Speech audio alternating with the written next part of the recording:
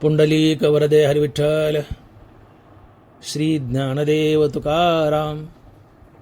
गोपाल कृष्ण भगवान की जय. माऊली ज्ञानेश्वर महाराज की जय. जगद्गुरु तुकाराम महाराज की जय. अकल्प आयुष्य व्हावे तयाकुळा, माझ्या सकळा हरीच्या दासा. कल्पनेची बाधा न हो कोणे काळी, ही संत मंडळी सुखी असो. अहंकाराचा वारा न लागो राजसा, माझ्या विष्णुदासा भाविकाशी. कल्पनेची बाधा न हो कोणे काळी, ही संत मंडळी सुखी असो.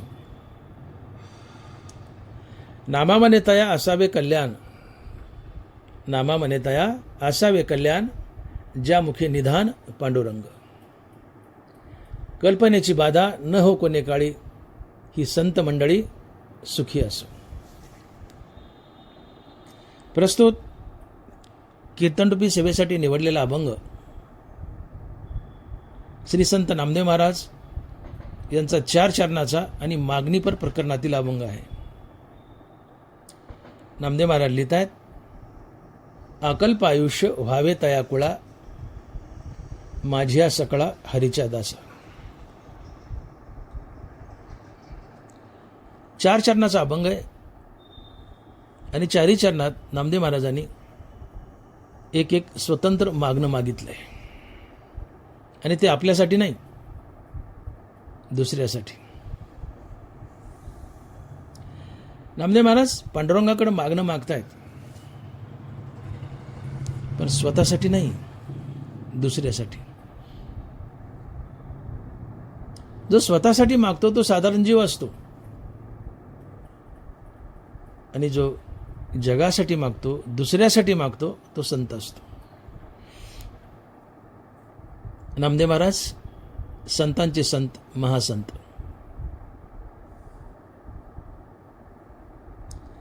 अभंगाच्या पहिल्या चरणात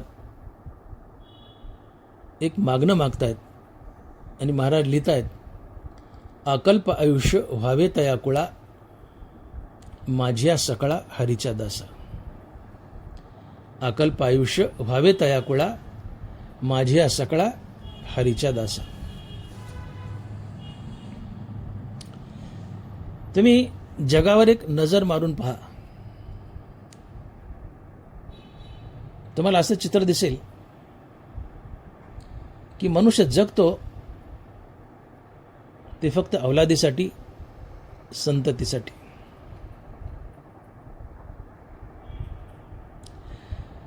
मनुष्याच्या जीवनातून अवलाद जर बाजूला सरकवली, अर्थात अवलाद संतती जर मरण पावली, तर मनुष्य झाडाला टक्कर देऊन जीव देईल. टक्कर देऊन.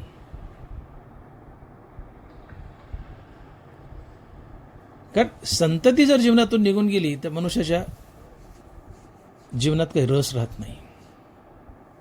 तो जगायचं म्हणून जगत असतो. याचा अर्थ काय होतो? मनुष्य जगतो तो केवळ आणि केवळ अवलादीसाठी, संततीसाठी. पांडुरंगासाठी जगणारा एखादा दुसरा असतो, कुटीत एखादा.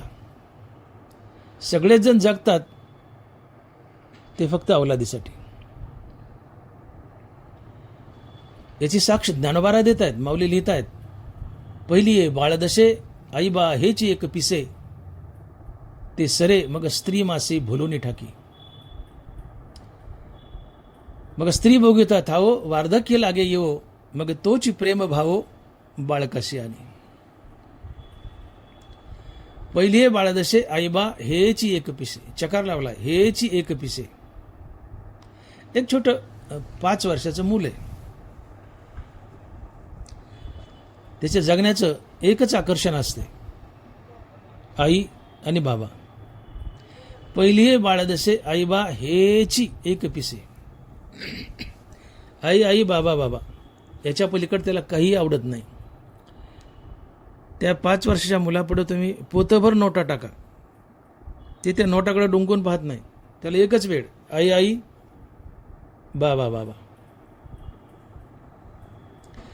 लहान मुलाला लहानपणी फक्त आईवडील आवडतात. अर्थात लहान मुलाचं लहानपणी आपलं प्रेम फक्त आईवडिलांवर असतं. पण कुठपर्यंत? ते थोडंसं टोंगळं होईपर्यंत. टोंगळं कळतं ना, टोंगळं थोडंसं मोठं होईपर्यंत. आता वयात आले, त्याला हळद लागली, त्याची सुपारी फुटली, मग हेच आईवडिलावरचं प्रेम उठतं आणि बायकोवर जातं. बायकोच्या मासकांडाला आणि गोऱ्या कातड्याला भुलतो. ज्ञानोबा लिहित आहेत, पहिली बाळ दसे आईबा हेच एक पिसे, ते सरे मग स्त्री मासे भुलून ठाके. स्त्रीच्या मासकांडाला आणि गोऱ्या कातड्याला भुलतो.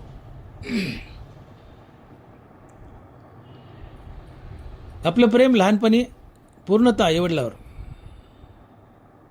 मोठे झालो तरुणपणात आपलं प्रेम आईवडिलावरचं उठतं आणि बायकोवर जातं.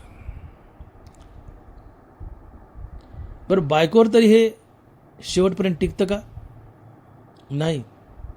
ज्ञानोबा लिहितात, मग स्त्री भोगिता थावो वार्धक्य लागे येऊ, मग तोच प्रेम भाव बाळकाशी आली. आईवडिलांचं उठलंय, तेच प्रेम आता बायकोवर गेलंय.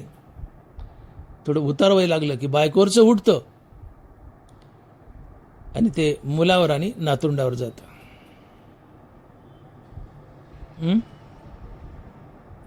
बघा,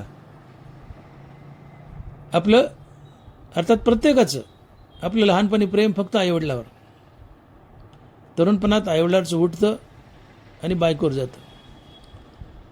थोडंसं आयुष्य झुकलं की बायकोवरचं उठतं, मुलाबाळावर आणि नातरुंडावर जातं. अर्थात मनुष्य जगतो ते मुलाबाळासाठी, नातरुंडासाठी. म्हणून मुलगा हे दूध असते आणि नातू हा दुधावरची साय असते.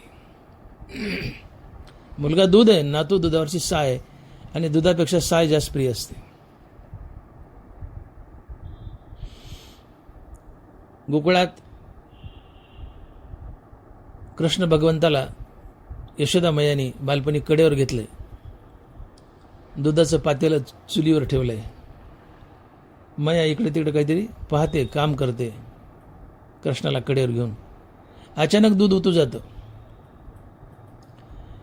यशोदा मैया उभ्यानेच कृष्णाला खाली टाकते आणि पळत जाऊन ते पातेलं खाली उतरते. का? बायकांना दूध आणि दुधापेक्षा साय जास्त प्रिय आहे. अवलाद दूध आहे, नातू साय आहे. मनुष्य जगतो ते अवलादीसाठी. त्याच्या पुढं जाऊन बोलायचं असेल तर मनुष्य जगतो ते नातवासाठी. आणि म्हणून आपल्या जीवनात आपलं सगळ्यात मोठं आकर्षण जर काय असेल तर तो आहे नातू. नातू.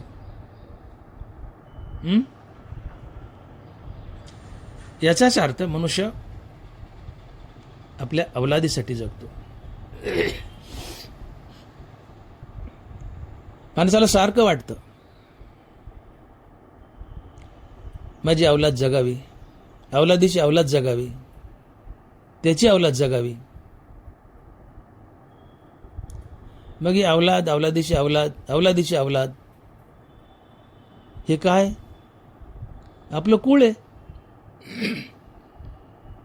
आपलं कुळ आहे. आपल्याला मुलगा झाला किंवा मुलगी झाली, त्यांना मुलं झाले, त्यांना मुलं झाले, त्यांना मुलं झाले. हा कुळाचा विस्तार आहे. हा वंश पुढे वाढत चाललाय.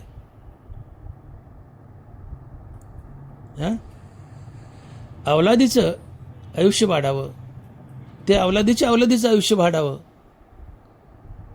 म्हणजे पर्यायनं कुळाचंच आयुष्य वाढावं ना. अवलाद म्हणजेच कुळ आहे. अवलाद जगत चालली पुढे म्हणजे कुळ जगत चाललंय. मग अवलादीचं आयुष्य, अवलादीच्या अवलादीचं आयुष्य वरचेवर वरचेवर वाढत जावं, म्हणजे पर्यायाने तुम्हाला काय वाटतं? आपल्या कुळाचंच आयुष्य वाढावं. म्हणून प्रयत्न करत असतो की आपल्या कुळाचं आयुष्य वाढावं. आणि ते वाढतंय. पण कोणत्या कुळाचं? याचं उत्तर अभंगाच्या पहिल्या चरणात. आणि महाराज लिहित आहेत की अकल्प आयुष्य व्हावे तया कुळा, माझ्या सकळा हरीचा दासा. अकल्प आयुष्य व्हावे तया कुळा, माझ्या सकळा हरीचा दासा. प्रत्येकाला वाटतं, प्रत्येक माणसाला वाटतं की माझ्या कुळाचं आयुष्य वाढावं. मी बोललो, कुळ म्हणजे काय? कुळ म्हणजे वंश. म्हणजे कुळ म्हणजे काय नेमकं? तर तुमच्या पोटी आलेला मुलगा, पुन्हा नातू, पंतू, यांचं आयुष्य वाढावं. म्हणजे पर्यायाने कुळाचंच आयुष्य वाढावं. तर प्रत्येकाला वाटतं आपल्या कुळाचं आयुष्य वाढावं, आणि ते वाढतंही. पण नेमकं कोणत्या कुळाचं आयुष्य वाढतं? तुम्ही लाख मागतायत. तुम्ही सगळेजण झटपटतायत की माझ्या कुळाचं आयुष्य वाढावं, माझ्या संततीचं आयुष्य वाढावं, नातवाचं वाढावं, पर्यायाने माझ्या कुळाचं आयुष्य वाढावं. प्रत्येकजण प्रयत्न करतो माझ्या कुळाचं आयुष्य वाढावं, आणि वाढतंही. पण ते नेमक्या कोणत्या कुळाचं आयुष्य वाढतं? तर नामदेव महाराज म्हणतात की ज्या कुळात एखादा हरिदास जन्माला आलाय, फक्त त्याच कुळाचं आयुष्य वाढतं, इतरांचं नाही. आणि म्हणून महाराज लिहित आहेत की अकल्प आयुष्य व्हावे तया कुळा, माझ्या सकळा हरीचा दासा. अकल्प आयुष्य व्हावे तया कुळा, माझ्या सकळा हरीचा दासा.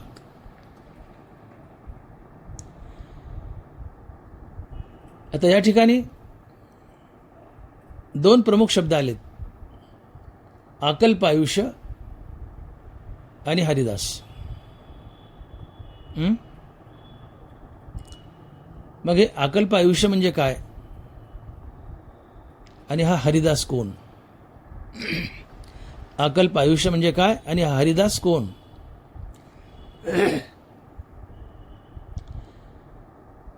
तर अकल्प आयुष्य म्हणजे एक कल्प, अकल्प म्हणजे एक पूर्ण कल्प. जसं आजन्म कारावास म्हणजे जन्मभर जेलमध्ये किंवा मरेपर्यंत जेलमध्ये. अजन्म नाही, अ म्हणजे नसणे, मरणे. अजन्म नाही, आजन्म. आजन्म कारावास म्हणजे आयुष्यभर मरेपर्यंत जेलमध्ये राहणे. तसं आकल्प, काना आहे अला, आकल्प आयुष्य व्हावे तया कुळा. एका कल्पाचं जेवढं वय आहे तेवढं आयुष्य ज्या कुळाला लाभतं त्याला म्हणायचं अकल्प आयुष्य व्हावे तया कुळा.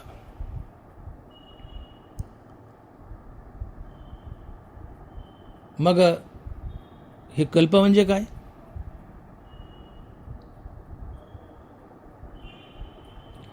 हे कल्प नेमकं असतं किती? तर धनवारा लिहित आहेत की चौकड्या सहस्र जाय, ते तर विळूची ठावठाव होय. 4 चौकड्यात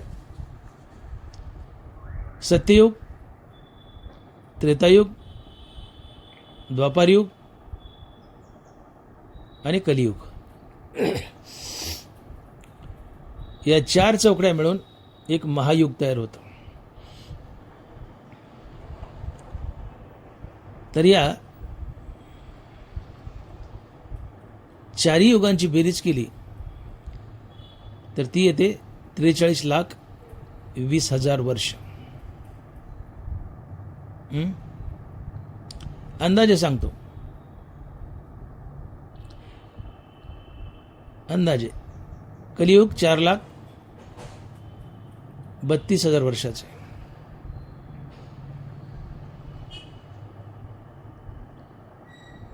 द्वापारयुग अंदाजे 8 लाख वर्षाचे. थोडा आकडा आहे पुढे, पण 8 लाख वर्षाचा धरा. त्रेतायुग 12 लाख वर्षाचं आहे आणि सत्ययुग 16 लाख वर्षाचं आहे. थोडं पॉईंटमध्ये आकडा आहे पुढे, तो मी सांगितला नाही. तर एकूण 4 युग आणि या 4 युगाची बेरीज केली तर ती येते 43,20,000 वर्ष. याला एक महायुग म्हणतात. आणि अशी 1000 महायुग गेली की एक कल्प तयार होतो. आणि मग 43 लाख आणि 20,000 याला हजारानं जर गुणलं तर गुणाकार येतो 4 अब्ज 32 कोटी वर्ष. 4 अब्ज 32 कोटी वर्ष. याचा अर्थ 4 अब्ज 32 कोटी वर्षाचं एक कल्प असते. आणि जे कुळ 4 अब्ज 32 कोटी वर्ष टिकतं त्याला म्हणायचं अकल्प आयुष्य फावे तया कुळा. अकल्प आयुष्य फावे तया कुळा. हे एक कल्प म्हणजे ब्रह्मदेवाचा एक दिवस असतो आणि एवढाच एक कल्प म्हणजे ब्रह्मदेवाची रात्र असते. त्या ब्रह्मदेवाच्या रात्रीत इथं प्रलय येतो, इथं जनजीवन काही नसतं, नुसतं अंधार आणि सर्वत्र पाणी. तर ब्रह्मदेवाचा एक दिवस म्हणजे एक कल्प आणि एक कल्प म्हणजे 43. एक कल्प म्हणजे 4 अब्ज 32 कोटी वर्ष. 4 अब्ज 32 कोटी वर्ष. आणि एवढं आयुष्य ज्याला लाभतं ते कुळ आणि त्या कुळाला म्हणतात अकल्प आयुष्य. त्या कुळाला म्हणतात अकल्प आयुष्य. इतकं मोठं अकल्प आयुष्य फक्त त्याच कुळाला लाभतं की ज्या कुळात एखादा हरिदास जन्माला येतो.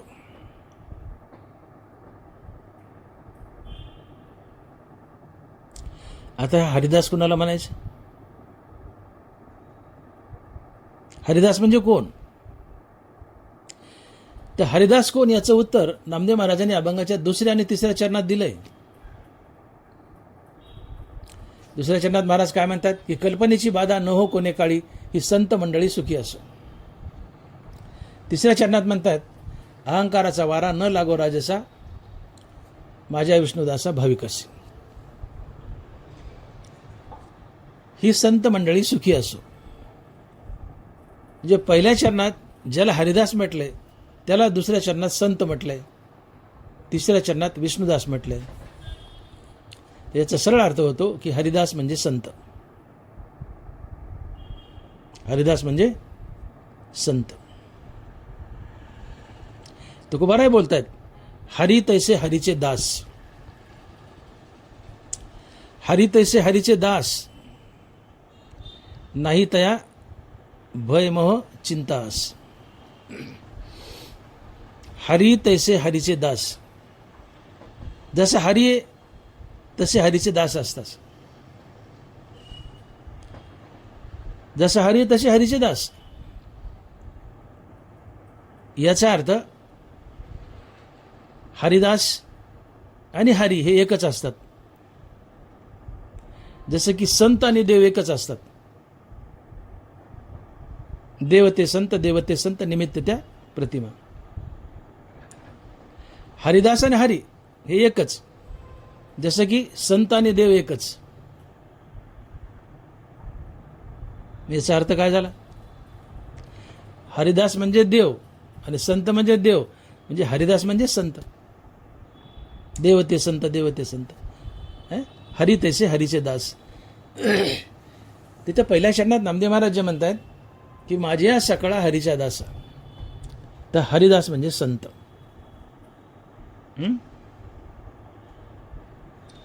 आणि म्हणून अकल्प आयुष्य, एक कल्पाचं आयुष्य त्याच कुळाला लाभतं की ज्या कुळात एखादा संत जन्माला येतो.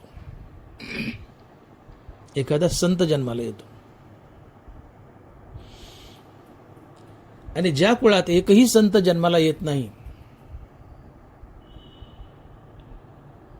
भविष्यात ते कुळ कधी ना कधी बुडतं. ते कुळ बुडतं. तुकोबारायाची साक्ष देत आहेत.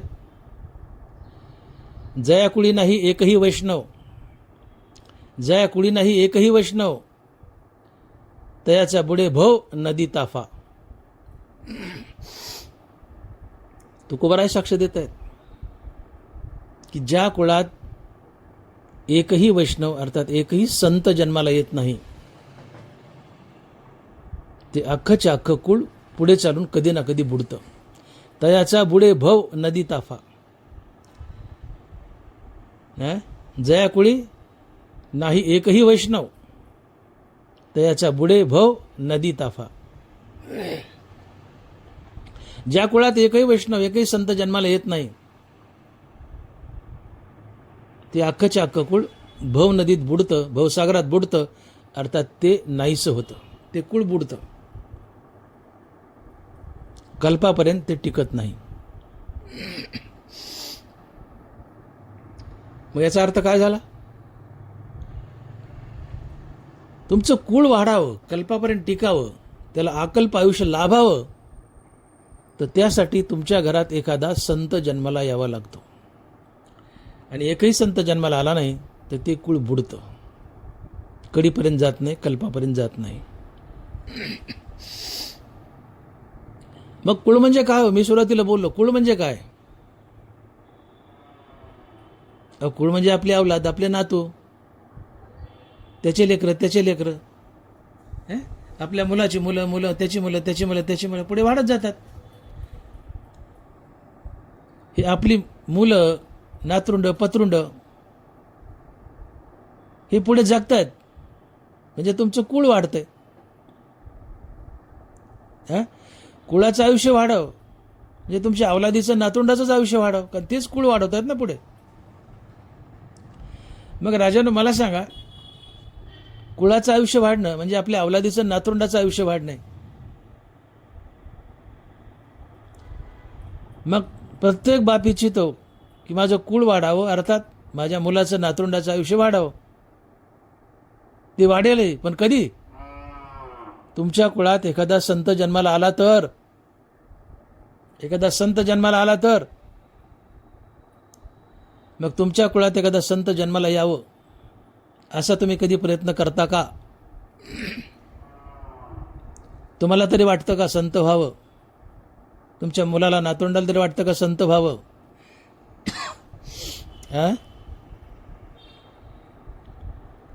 मुलगा जर देवदेवाला लागला तर बाप म्हणतो, हे पोरा, हे तुझं का देवदेवाचं वय का? चल खेळायला जा, खा पी मजा कर, ते देवदेव बघू म्हातारपणे, झाला झाला, नाही झाला. आमच्या घरी नव्हते असे, हेच एक पिसे निवडले. एखाद्या देवदेवाला लागलं तर त्याला माघारी वाटतात. तुला काय पिसा लागलं का म्हणतात. आपल्या पिढीत आहे कोणी म्हणले असलं, चल होय माघारी. आपल्या कुळात कुणी नाही म्हणले, होय माघारी, त्याला माघारी वाटतात. लेकराला हरिपाठ जर पाठ करायला दिला तर बाप म्हणतो, पाठ नको करू, तुझं का वय का हरिपाठ पाठ करायचं? खा पी मजा कर, एन्जॉय कर.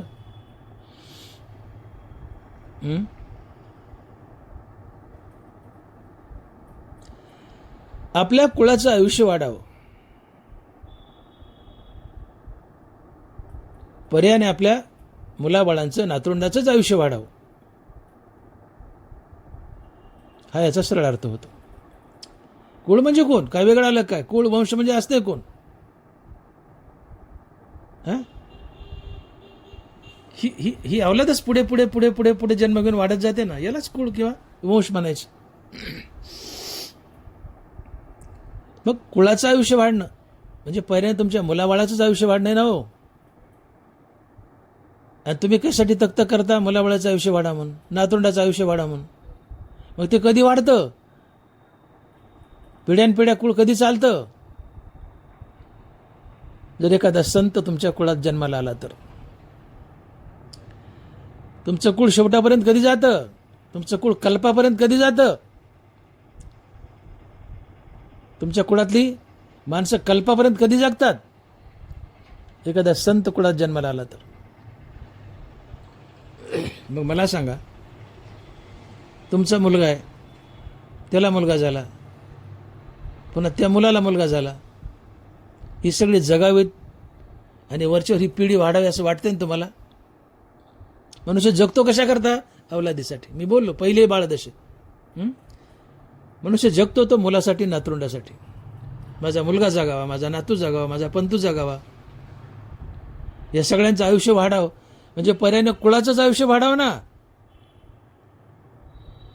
मग या कुळाचं अर्थात मुलाबाळाचं आयुष्य वाढतं कधी? एखादा संत कुळात जन्माला आला तर.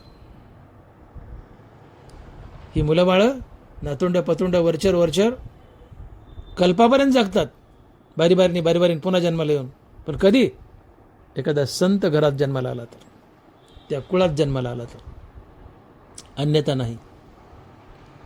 तुम्ही लाख प्रयत्न करा,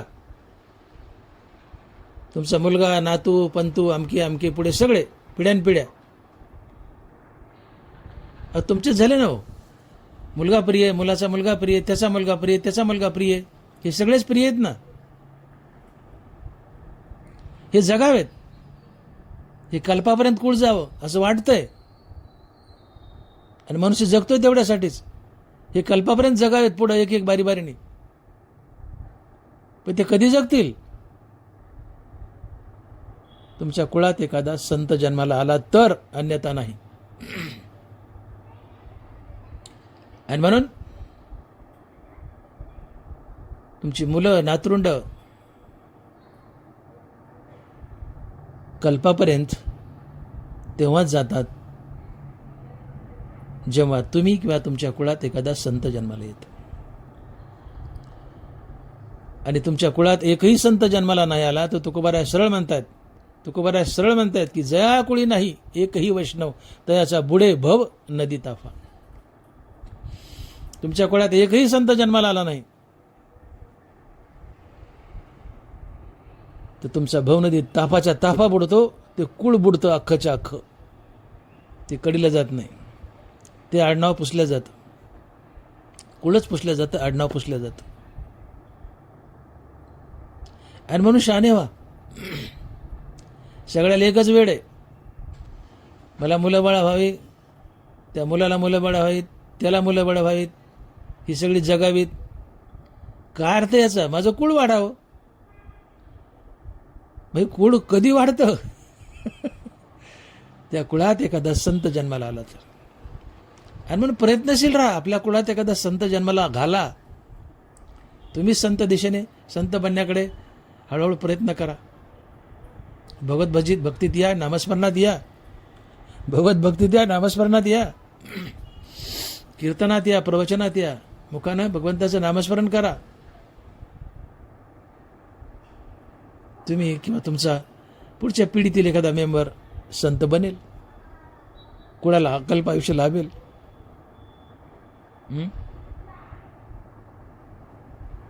मोठी गंमत आहे, फार सुंदर अभंग आहे. मनुष्य प्रयत्न करतो माझ्या पुढच्या सगळ्या अवलादीत जगावेत, त्यांना पुन्हा लेकरं व्हावेत, ते जगावेत जगावेत जगावेत. अर्थ काय? माझं कुळ वाढवावं, माझं कुळ वाढावं. पण कधी वाढेल? तुमच्या कुळात एखादा संत जन्माला आला तर, अन्यथा नाही. ते कुळ बुडेल. तुमच्या कुळात एकही संत जन्माला नाही आला तर तुमचं कुळ बुडेल. तयाचा बुडे भव नदी ताफा.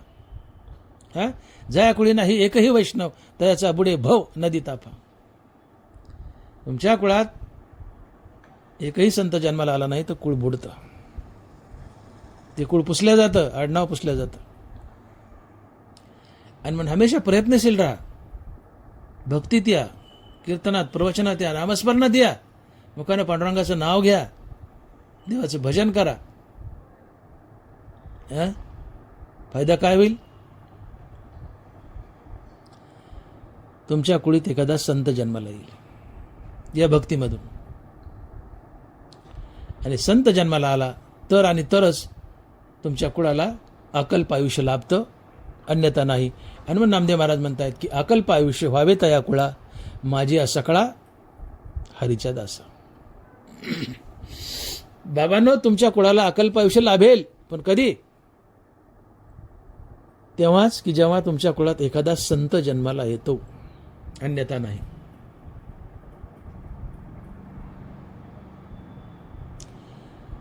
मग आता असा प्रश्न पडतो की महाराज तर सहज म्हणून गेले की कुळात एखादा संत जन्माला आला तरच अकल्प आयुष्य लाभतं त्या कुळाला. पण तुकोबराय आणि ज्ञानोबराय ते सांगतायत की संताची भेटी आणि कुळात संत जन्माला येणं हे महाकठीण आहे, महाकठीण आहे. बहु अवघड आहे संत भेटी. ज्ञानोबराय, तो महात्मा धनोधरा दुर्लभ होती. काय म्हणतात तुकोबराय? बहु अवघड आहे संत भेटी. ज्ञानोबराय काय म्हणतायत? तो महात्मा धनुधरा दुर्लभ होती. महात्म्याची भेट दुर्लभ आहे. संतांची भेट नुसती अवघड नाही, बहु अवघड आहे. नाथ महाराज म्हणतायत की रवी असता जाता धरिजेल, रवी असता जाता धरिजेल, परी त्या संता नवेल भेटी. सूर्य मावळायला चाललाय, 5 वाजलेत, सूर्य मावळायला चाललाय. आकाशात दिसतोय अजून पूर्णपणे, मावळायला चाललाय. एक वेळेस तुमच्या भक्तीनं किंवा तुमच्या प्रयत्नानं तो मावळायला चाललेला सूर्य हातानं धरता येईल आणि त्याला म्हणता येईल थांब, मावळू नको. सोपे का होय? मावळायला चाललेला सूर्य धरता येईल? एक जणाने धरला होता. कोणी? आमच्या देवानी, भगवान कृष्णाने धरला होता जयद्रथला मारण्यासाठी. तो देव आहे, आम्हाला शक्य आहे का? तुम्ही आम्ही साधारण माणसांनी जर मावळायला चाललेला सूर्य हाताने धरला आणि त्याला म्हटलं की मावळू नको,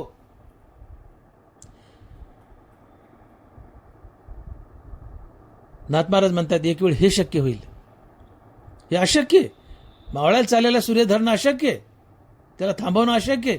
पण नाथ महाराज मध्ये एखाद वेळेस हे शक्य होईल, हे शक्य होईल. पण संतांची भेट होणं शक्य नाही. रवी असता जाता धरिजेल, मावळायला चाललंय, धरता येईल म्हणले.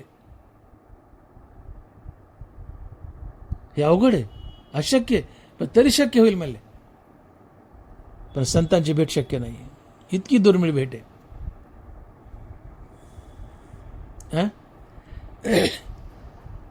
मग संतांची भेट जर एवढी दुर्मिळ आहे, संतांची भेट, नुसती भेट एवढी दुर्मिळ आहे, तर आपल्या कुळात संत आणायचा कुठून, हा प्रश्न उभा राहतो. तुम्ही म्हणताल नामदेव महाराज बोलून गेले की अकल्प आयुष्य हवे तया कुळा, माझी सकाळा हरीचा दासा. ज्या कुळात एखादा हरिदास, एखादा संत जन्माला येतो, फक्त त्याच कुळाला अकल्प आयुष्य लाभतं. महाराज बोलले म्हणले, पण हा संत कुळात जन्माला आणायचा कसा? संताची भेट एवढी दुर्मिळ आहे, तर संत आपल्या कुळात जन्माला आणायचा कसा? ते किती दुर्मिळ असेल. बहु अवघड आहे संत भेटी. तो महात्मा धनुधरा दुर्लभ होती. परंतु जरी ज्ञानोबराय आणि तुकोबाराय म्हणतात की संतांची भेट अतिशय दुर्मिळ आहे, बहु अवघड आहे, तरी ज्ञानोबरायचे एक पर्याय सांगतायत. माऊली लिहितायत की तुझे नामची कोणी एके वेळे, जयाचे मुखाशिका काना मिळे, तयाच्या हृदया सांडोनी पळे भेदची साज. देवा, ज्ञानोबराय म्हणतात, देवा तुझं नाम का जर एकदा तोंडात फिट झालं तर त्या माणसाच्या हृदयाला भेद अर्थात द्वैत केव्हाच सांडून जातं, सोडून जातं. नित्य नामधारक अद्वैतात उभा राहतो, आणि जो अद्वैतात उभा राहतो तो एक संतच असतो. जरी त्याला अजून आत्मज्ञान झालं नाही तरीही, ते व्हायचे तेव्हा होईल, पण तो एक संतच असतो. ऐका माऊली काय म्हणतात, तुझे नामची कोणी एके वेळे, जयाचे मुखाशिका काना मिळे, तयाच्या हृदया सांडोनी पळे, भेदची साच. देवा तुझं नाव एकदा का तोंडात फिट झालं तर त्या माणसाच्या हृदयाला भेद अर्थात द्वैत केव्हाच सोडून जातं. तर मनुष्य अद्वैतात उभा राहतो, आणि जो अद्वैतात जगतो तो एक संतच असतो. भले त्याला आत्मज्ञान झालं नाही श्रीगुरूच्या कृपेने तरीही भाग गेला सीन गेला. हा भाग म्हणजे भेद म्हणजे द्वैत. जसं द्वैत गेले तो अद्वैतात आहे, जो अद्वैतात आहे तो संतच असतो. कशाच्या बळावर? नामाच्या बळावर. सर्व काळ नामचिंतन मानसी, समाधान मानसी समाधी हे. सर्व काळ विठ्ठलाचं नामचिंतन असेल तर तुम्ही समाधी आणि समाधान अवस्थेत जगत असतात, आणि समाधान ही ज्ञानोत्तर अवस्था आहे. हे आपण एरवी जे म्हणतो माणसाला समाधान हवंय, आम्ही समाधानी आहोत, उगं ते आडनावाचं समाधान आहे, ते समाधान नसतेच. समाधान ही ज्ञानोत्तर अवस्था आहे. गुरु ते ज्ञानी आत्मदर्शन, दर्शनी समाधानाती जैसे. जिथं श्रीगुरु तिथं आत्मज्ञान, आणि ज्याला आत्मज्ञान झाले फक्त तोच समाधानी असतो. याचा अर्थ फक्त संतच समाधानी असतात, दुसरं कुणी नाही. मग संतांना, आत्मज्ञानी संताला जे समाधान लाभतंय ते तुम्हाला नुसतं नामानं लागतंय. तुकोबराय बोलतायत, सर्व काळ नामचिंतन मानसी, समाधान मानसी समाधी हे. सर्व काळ जर विठ्ठलाचं नामचिंतन तुम्ही केलं तर तुम्ही समाधी अवस्थेत जगता, आणि तुम्हाला समाधान लाभत असतं निरंतर. आणि जो समाधी अवस्थेत जगतो निरंतर समाधानी आहे तो संत असतो, भले अजून आत्मज्ञान झालं किंवा नाही झाले. आणि म्हणून मला सांगायचं हे की जरी आत्मज्ञानी संत दुर्मिळ असला आपल्या कुळात जन्मात यायला, पण आपल्या कुळात एखादा नित्य नामधारक जर जन्माला आला तर तो एक छोटा मोठा संतच असतो. तुझे नामाची कोणी एके वेळे, जयाचे मुखाशिका काना मिळे, तयाच्या हृदया सांडोनी पळे, भेदची साच. देवा तुझं नाव का एकदा तोंडात फिट झालं किंवा नुसतं कानावर जरी पडलं, जयाचे मुखाशिका काना मिळे, तुझं नाव का एकदा तोंडात फिट झालं की त्याच्या हृदयाला भेद अर्थात द्वैत सोडून जातो. तो अद्वैतात उभा राहतो. जो अद्वैतात उभा राहतो तो संत असतो, भले आत्मज्ञान झालं नाही तरी. पुढे भविष्यात जेव्हा व्हायचं तेव्हा होईल. तुकोबाराला दामाने झालं, सापडिले वाटा जाता गंगा स्नाना. तुकोबारा संत होते, बाबाजी सद्गुरू उशिरा भेटले. का? नित्य नाम होतं विठ्ठलाचं. नामाच्या बळावर तुम्ही अद्वैतात जाता. जो अद्वैतात जगतो तो संत असतो.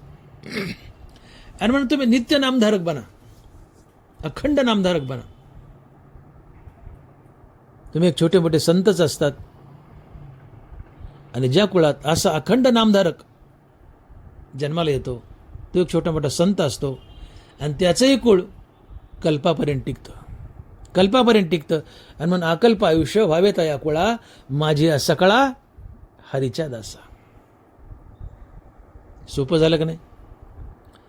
मी सुरुवातीला तुम्हाला भेडवलं, मला मावळायला चाललेला, मी काय म्हटलं, मी मावळायला चाललेला सूर्याकडे धरता येईल, पण संताची भेट होणं शक्य नाही. मावळायला चाललेला सूर्य धरणं शक्य नाहीये, पण एक वेळ धरता येईल, तो त्याला थांबवता येईल, एक वेळेस ते शक्य होईल, पण संताची भेट होणं शक्य नाहीये. बहु अवघड आहे संत भेटी. पण इतकी अवघड जरी संतांची भेट असली तरी नित्य नामधारक हा एक छोटा मोठा संतच असतो, जरी अजून आत्मज्ञान झालं नाही तरीही. आणि म्हणून नित्य नामधारक बना. तुम्ही नित्य नामधारक बनले की तुम्हीच एक छोटे मोठे संत असता. ज्या कुळात असा नित्य नामधारक अर्थात संत जन्माला येतो त्याचं कुळ एक कल्पापर्यंत टिकतं. आणि म्हणून अकल्प आयुष्य व्हावे तया कुळा, माझी सकळा हरीच्या दासा.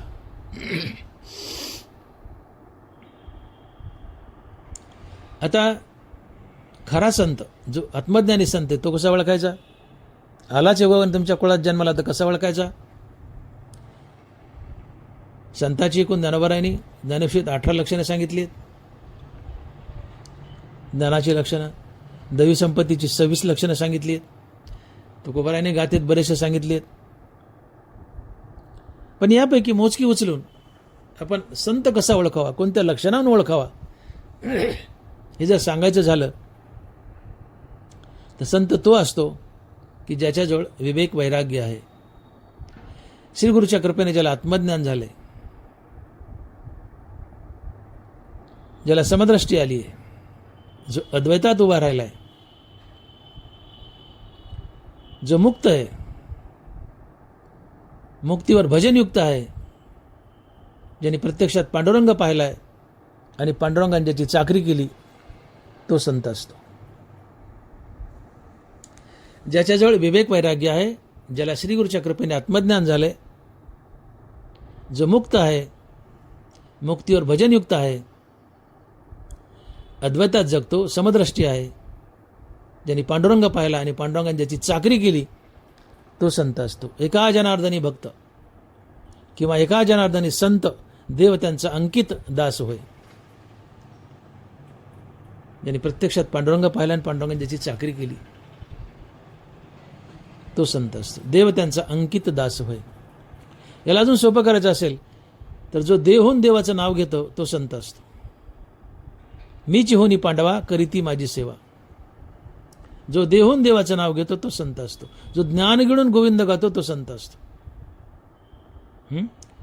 अगदी सोप्या भाषेत बोलायचं तर जो देहून देवाचं नाव घेतो, तो संत असतो. आधी होता संत संग, तुका झालासे पांडुरंग. मूळ स्वभाव जाईना, त्याचे भजन राहीना. तुका झालासे पांडुरंग. आधी तुकोबाराय पांडुरंग झाले आणि पांडुरंग होऊन पांडुरंगाचं नाव घेऊ लागले, तेव्हा तुकोबाराय संत झाले. आणि म्हणून जो देहून देवाचं नाव घेतो, तो संत असतो. हा आत्मज्ञानी संत, ज्ञानोबाराय तुकोबारायसारखा. पण असे संत अतिशय दुर्मिळ आहेत. मग करायचं काय? ज्ञानोबाराय तुकोबारायसारखे संत शेकडो वर्षात एखादा संत येतो. मी तर म्हणतो तुकोबारायचे शिष्य निळोबाराय यांच्यानंतर या महाराज भूमीत पुन्हा संतच नाही. निळोबाराय शेवटचे संत. आता अलीकडं तुम्ही ज्याला संत म्हणतो ते आम्ही निर्माण केलेले, आम्ही संबोधलेले.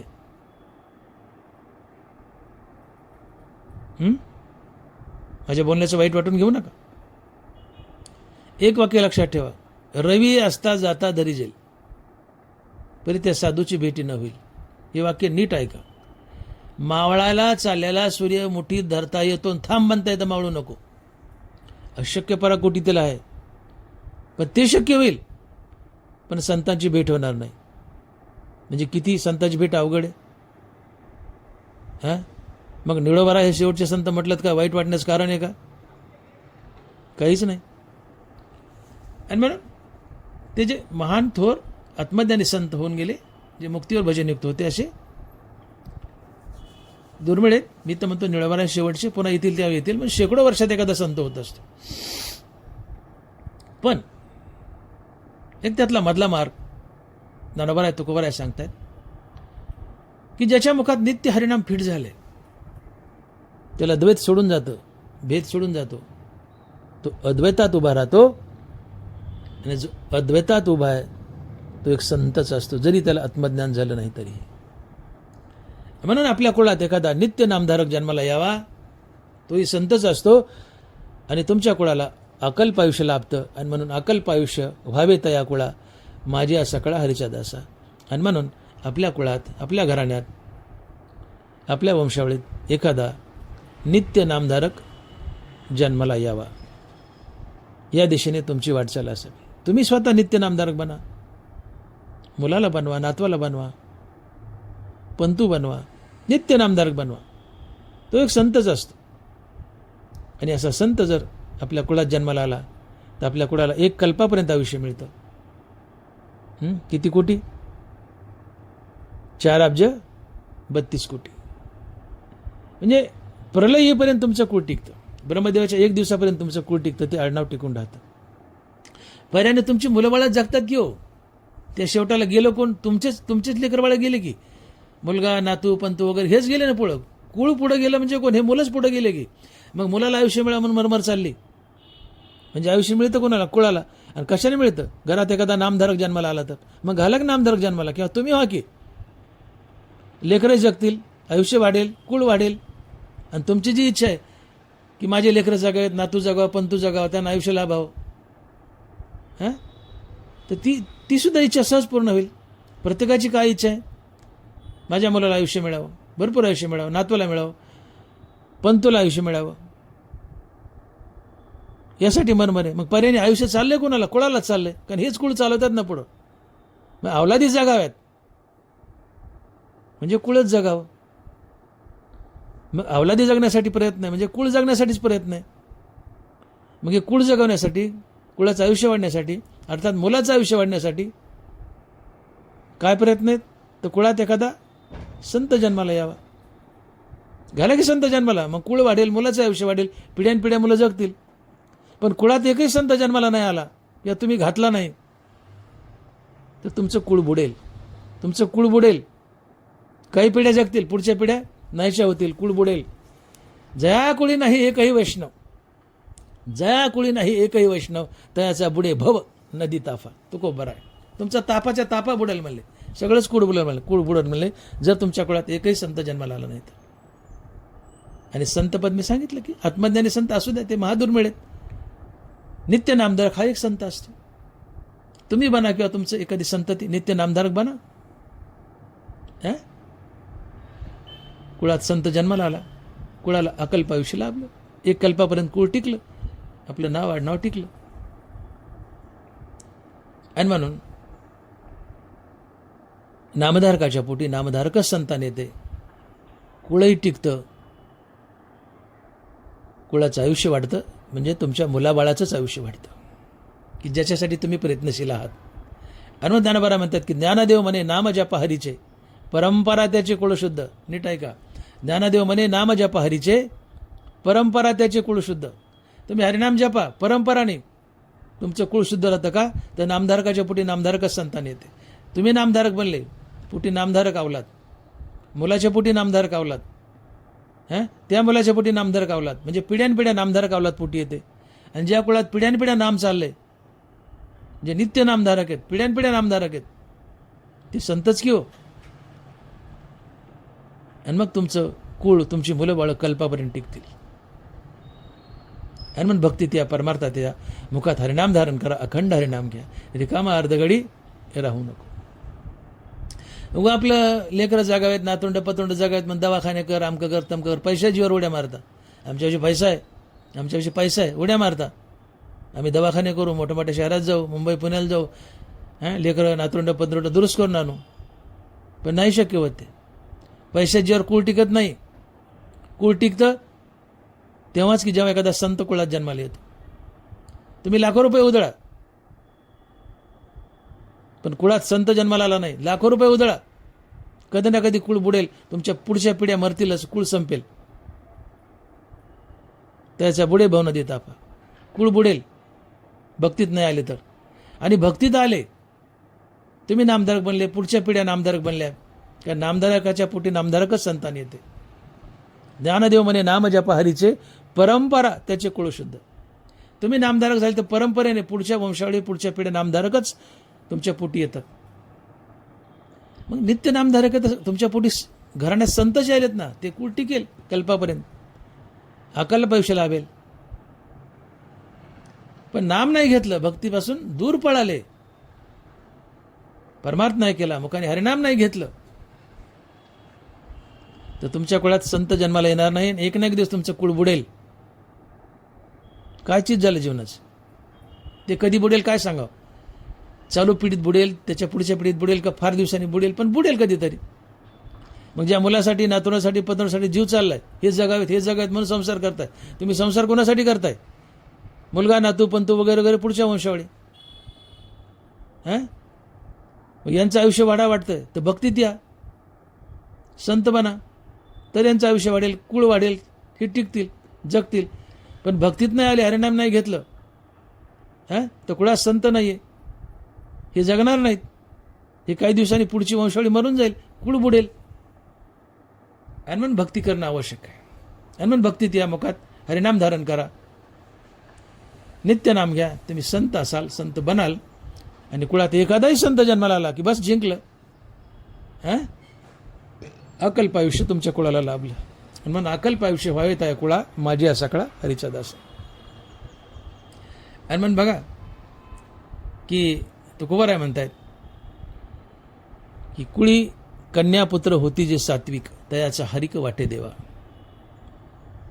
देव प्रसन्न होतो. कुळी कन्यापुत्र होती जे सात्विक, तयाचा हरिक वाटे देवा. तुमच्या कुळात जर कन्या पुत्र अर्थात मुलगी मुलगा सात्विक अर्थात नामधारक जन्माला आला, तुमच्या कुळात तुमची मुलं बाळं जर नामधारक असतील, त्याचा आनंद देवाला होतो. कारण ही नामधारक मुलं, मुलगा असो मुलगी असो, कुळी कन्या, आधी कन्या घातली, कुळी कन्या पुत्र होते जे सात्विक, तुमच्या पोटी नामधारक कन्या आली, नामधारक पुत्र आलाय. मग या नामधारकाच्या पोटी नामधारकच. ज्ञानदेव म्हणे नाम जप हरीचे, परंपरा त्याचे कुळ शुद्ध. तुमच्या पोटी नामधारक मुलगी आली, नामधारक मुलगा आला, त्यांच्या पोटी नामधारक नामधारक, प्रत्येक पिढी नामधारक. म्हणजे प्रत्येक पिढीत एक संत जन्माला येतोय, नामाच्या रूपात, नामधारकाच्या रूपात एक संत जन्माला येतोय. कुळाचं आयुष्य वाढते. आणि म्हणून मुलगी दोन्ही कुळाचा उद्धार करते. ज्या बापाच्या पोटी एखादी नामधारक संत मुलगी जन्माला आली, ती बापाच्या कुळाचा उद्धार तर करतेच, पण सासरच्या कुळाचाही उद्धार करते. आणि मग ते वासुदेव गाण्यात म्हणतात बघा, दान पावले, दान पावले, की ते मध्ये म्हणत असतात, सासऱ्याचं नाव सांगा, तिकडे बापाचं नाव सांगा, आणि दोन्ही कुळीचे नाव घेऊन तुमचा उद्धार करत असतात. तात्पर्य मुलगी, सात्विक मुलगी जर जन्माला आली, संत मुलगी जन्माला आली, नामाच्या रूपात, संत मी नामाच्या रूपात म्हणते, नामधारक मुलगी अर्थात संत मुलगी जन्माला आली, तर ती बापाच्या कुळीचा उद्धार करते आणि तिकडे सासऱ्याच्या कुळीचा उद्धार करते. आणि दोन्ही कुळाचं आयुष्य वाढतं, कारण तिचा अंश दोन्ही कुळाकडे असतो. अकल्प आयुष्य व्हावे तया कुळा माझी असा कळा हरीचा दास. म्हणून पवित्र ते कुळ पावन तो देश, जेत हरीचे दास जन्म घेते. ते कुळ पवित्र आहे, तो देश पावन आहे, तो देश पवित्र आहे की जिथे हरिदास जन्म घेतात, संत जन्म घेतात, जिथे नामधारक जन्म घेतात. नामदेव महाराज म्हणतात की प्रसवली तया कुळाचा उद्धार. धन्य महाराज जन्मले संसारी, जे ध्याती अंतरी नारायण. प्रसवली तया कुळाचा उद्धार. अशी माता आहे की जिने नामधारकाला जन्म दिलाय, जे नारायण गाय नारायण ध्याय. मातेनं काय केलंय, असा मुलगा जन्माला दिलाय की तो नारायणाचं नित्य नाम घेतोय. ती माता धन्य आहे. आणि ती माता कुळाचा उद्धार करते, कुळाचं आयुष्य वाढते. नामदेव महाराज बोलतात की प्रसवली तया कुळाचा उद्धार. अशी आहे की जिच्या पोटी नामधारक मुलगा आलाय, नामधारक मुलगी आली. आता ही पुढची पिढी पुन्हा नामधारकाला जन्म घालेल. दोन्ही कुळाचा उद्धार, दोन्ही कुळाचं आयुष्य वाढेल.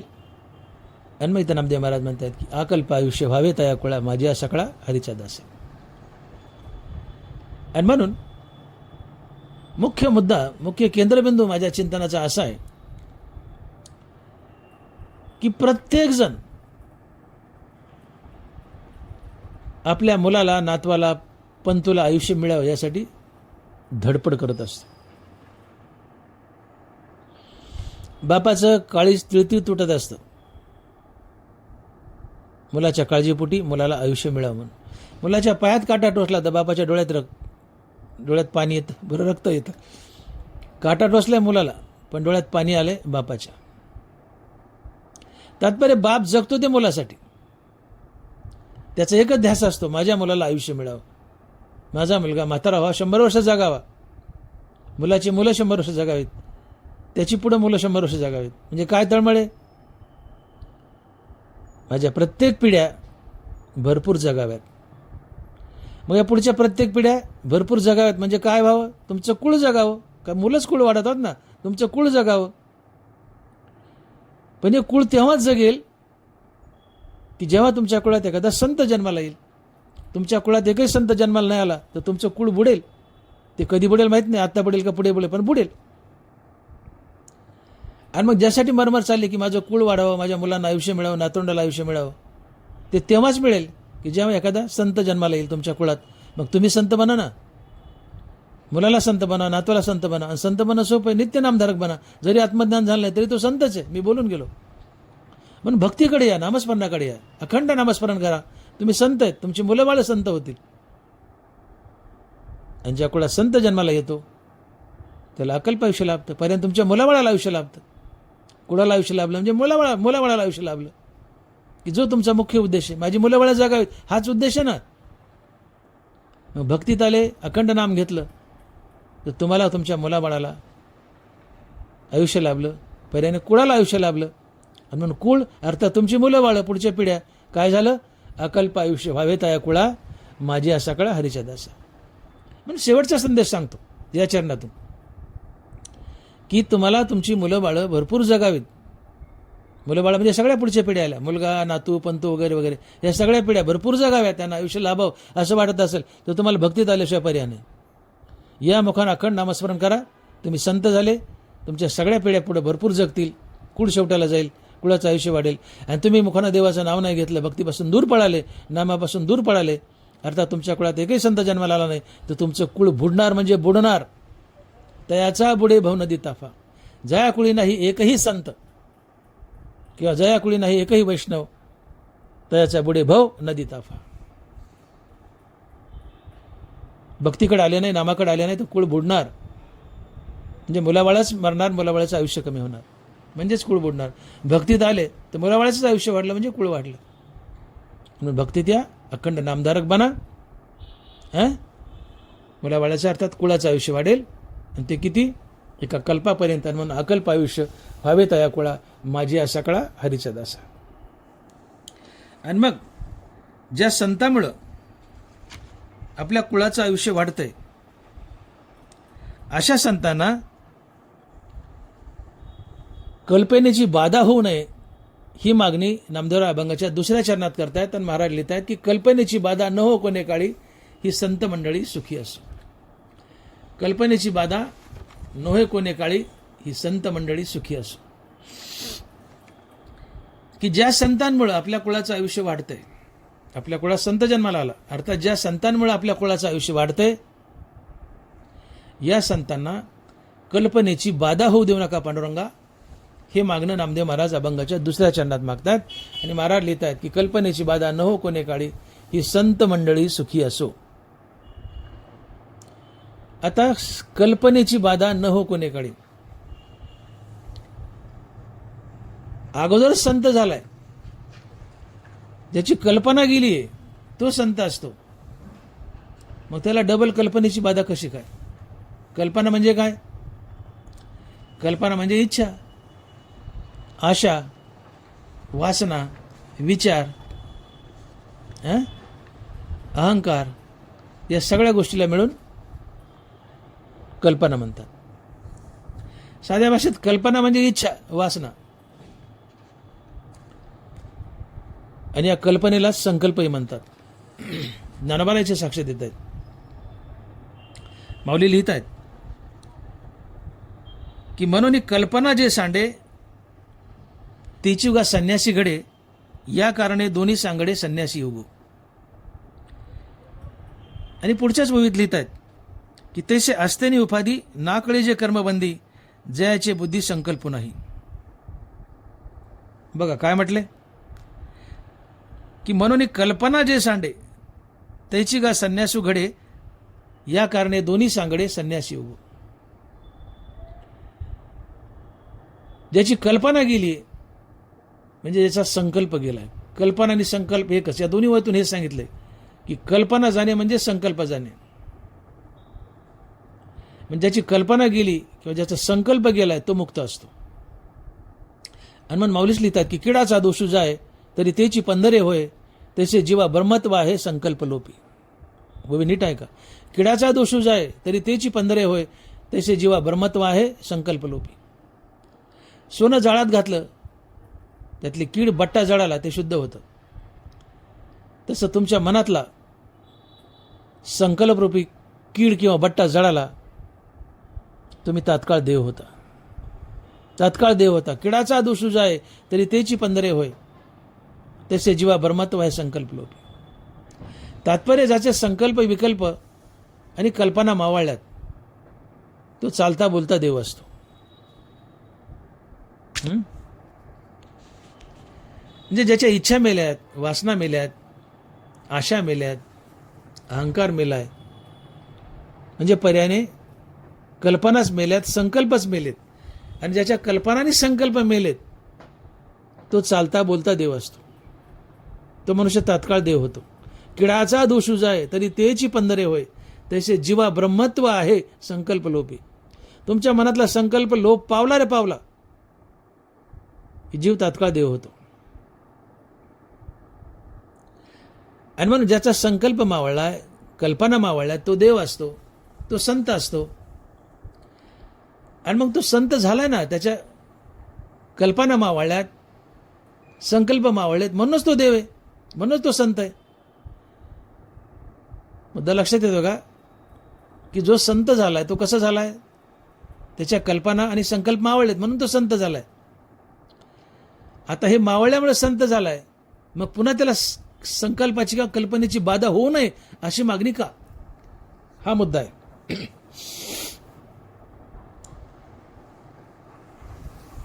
कल्पना जाणं हीच मुक्ती असते, संकल्प जाणं हीच मुक्ती असते. मी बोललो कल्पना म्हणजे इच्छा, आशा, विचार, वासना, अहंकार वगैरे वगैरे. साध्या भाषेत कल्पना म्हणजे इच्छा. ज्याच्या कल्पना गेल्यात तो निरीच्छ झालाय, विरक्त झालाय, त्याला वैराग्य आलंय, आणि तो मुक्त झालाय, संतही झालाय. मग ज्याच्या कल्पना गेल्यात तो संत झालाय. कल्पना गेल्या म्हणून संत झालाय. मग आता या संताला पुन्हा डबल कल्पनेची बाधा होऊ नये अशी मागणी का? हा मुद्दा आहे. कल्पनेची बाधा न होय कोणे काळी, ही संत मंडळी सुखी असो. तर याचं कारण असं आहे की कल्पना गेल्यामुळे जरी तुम्ही संत झाले तरी या कल्पना संताच्या मनात पुन्हा उठू शकतात आणि या संताला संसारात पुन्हा खेचून आणू शकतात. हनुमान दानबारा लिहित आहेत की प्राप्तेही पुरखे इंद्रिय लाळावी न कौतुके, तो आकळीला जाण दुःखे संसारिके. प्राप्तेही पुरखे इंद्रिय लाळावी ना कौतुके. प्राप्त म्हणजे मोक्षाला गेलाय, पण इंद्रिय मोकाट सोडलीत. ही इंद्रिय त्याला पुन्हा विषयभोगात खेचून आणतात, त्याच्याकडून पाप करून घेतात आणि संसार बंधनात बांधतात. मोक्षाला जाऊनही तो मनुष्य माघारी खेचला जाऊ शकतो. दानबारा बोलतात प्राप्तेही पुरखे इंद्रिय लाळावी न कौतुके, तो आकडेला जाणं दुःखे संसारिके.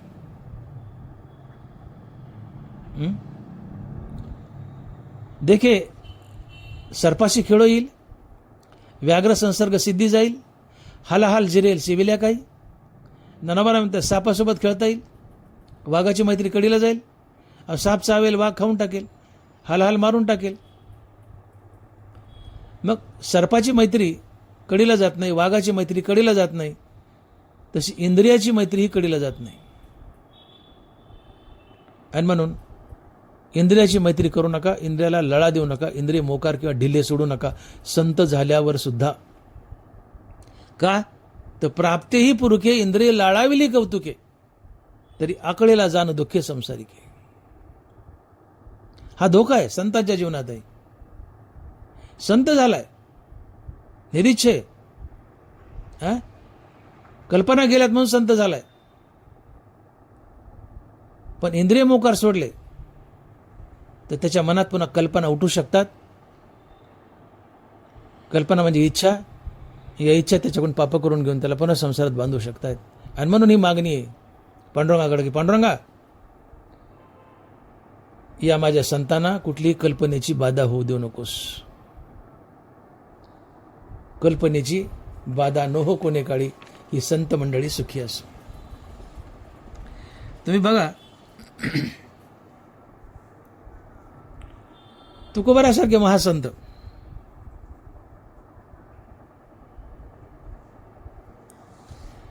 त्यांना एकदा शेवाय खायची वासना झाली. काय शेवाया?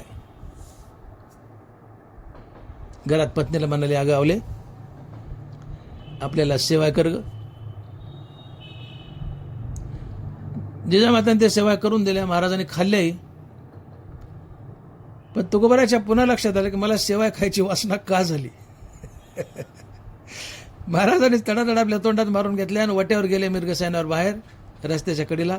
तोंडात बोटं घातले आणि भडा भडा भडा भडा बोटं घालून सगळे शेवाय वकून टाकल्या, सगळ्या शेवाय माघार काढल्या. की मला शेवाय खाण्याची वासना का झाली. त्याला काय म्हणायचं? प्राप्तेही पुरुखे इंद्रिय लाळाविली कौतुके. प्राप्तेही पुरुखे इंद्रिय लाळाविली कौतुके.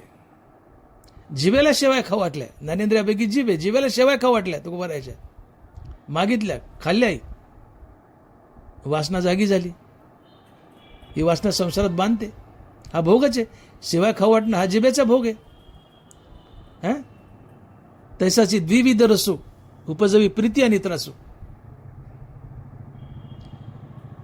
जिभेला शेवाय खाऊ वाटल्या म्हणजे जिभेचा विषय भोगा वाटला, चव हा विषय भोगा वाटला, वासना जागी झाली. वासना संसारात बांधते. जन्म घेणे लागे वासनेच्या संगे, तिची झाली अंगे हरिरूप. बळावलेली इच्छा म्हणजे वासना असते. मग शेवाय खायची इच्छा झाली किंवा वासना झाली, वासना जर मनात राहिली तर वासने सारखा जन्म धरावा लागतो. जन्म घेणे लागे वासनेच्या संगे. आणि म्हणून हुकून चुकून इंद्रिय ढिल्ली सुटली मुक्त माणसाची, तर ती पुन्हा संसारात खेचून आणू शकतात. म्हणून पांडुरंगा, या माझ्या संताच्या मनात कुठली इच्छा, कुठली कल्पना निर्माण होऊ देऊ नको. का तर ही कल्पना पुन्हा त्याला संसारात खेचून आणते, ही इच्छा पुन्हा संसारात खेचून आणते, संसारात बांधू शकते. आणि म्हणून ही स्पेशल मागणी आहे की कल्पनेची बाधा न हो कोणे काळी ही संत मंडळी सुखी असो. कल्पना म्हणजे इच्छा, आशा वगैरे वगैरे. तुम्ही बघा,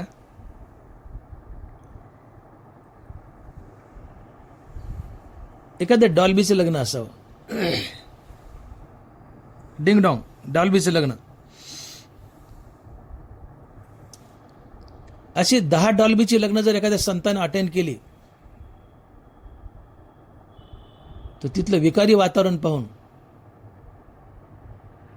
संताची इंद्रिय सुद्धा बहकल्या जाऊ शकतात आणि संतही असंत किंवा साधूही असाधू बनू शकतो. आणि एखाद्या गुंड माणसानं 10 अंत्ययात्रा अटेंड केल्या, तसा गुंड असाधूही साधू बनू शकतो. हा संगतीचा परिणाम आहे. गुंड आहे, असाधू आहे, पण 10 अंत्ययात्रा अटेंड केल्या सलग, वैराग्य जागा होऊ शकतं. असाधू साधू बनू शकतो. पण साधू आहे आणि रोज डॉल्बीच्या लग्नात जातो, डिंगडांग पंक्ती हाणतोय, साधू असाधू बनू शकतो. आणि म्हणून मुक्त झाल्यावर सुद्धा इंद्रिय मुठीत धरून ठेवावे लागतात. जे मना सदा मुठी धरून राहते. अभ्यासाची घरटी यमनियमाची ताटी, जे मना सदा मुठी धरून राहते. मनाला मुठीत धरून ठेवावं लागतं. इंद्रियावर ताबा ठेवावा लागतो. त्यांचा लळा करायचा नसतो. मुक्त झाले तरीही. पण प्राप्तीही पुरुखे इंद्रिय लाळाविली कौतुके.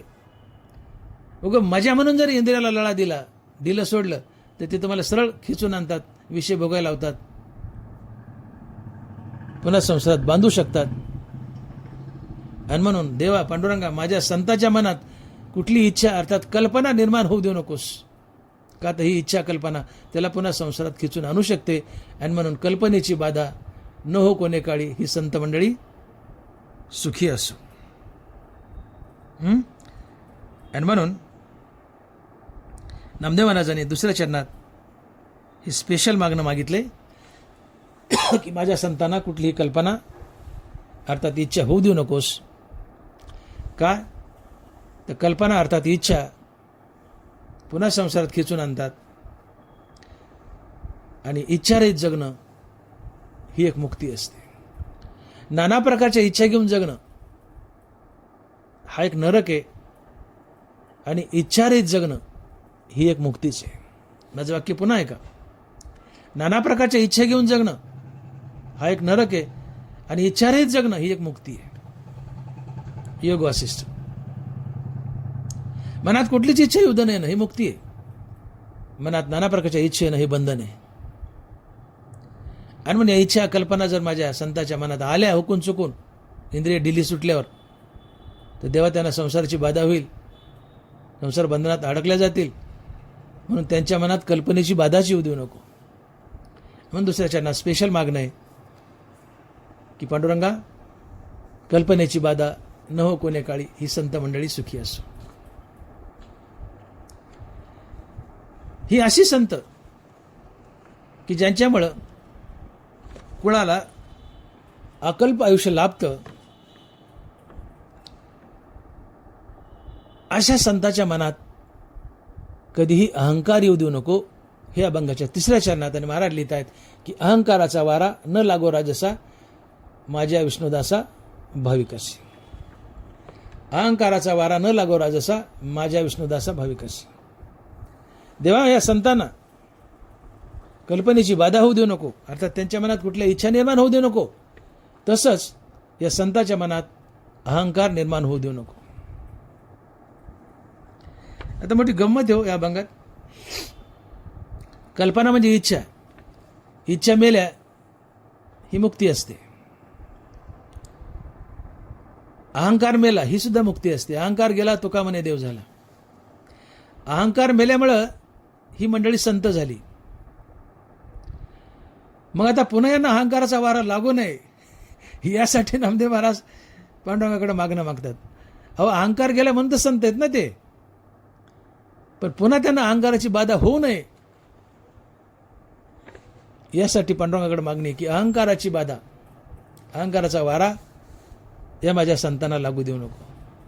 अहंकाराचा वारा न लागो या राजसा माझ्या विष्णुदासा भाविकाशी. मुक्तीची काय व्याख्या आहे? अहंकार गेला तुका म्हणे देव झाला. तुको बरा आहे.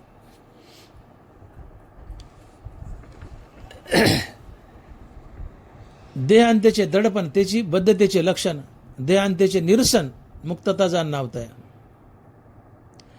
निरसन म्हणजे जाणे. देहांतेचे निरसन मुक्तता जाण नावताय. देहांत जाणं हीच मुक्ती आहे. दोन्ही महासंतांनी हेच सांगितलं. ज्ञानोबा आहे हेच सांगतात. मन पण मुद्दल जाय मग अहंभाव अधिक की आहे. म्हणून शरीराची ब्रह्म होय अनुभव येतो. अहंकार मनात वास करतो पण मनच मुद्दल मेलय तर मनासोबत अहंकारही मरतो.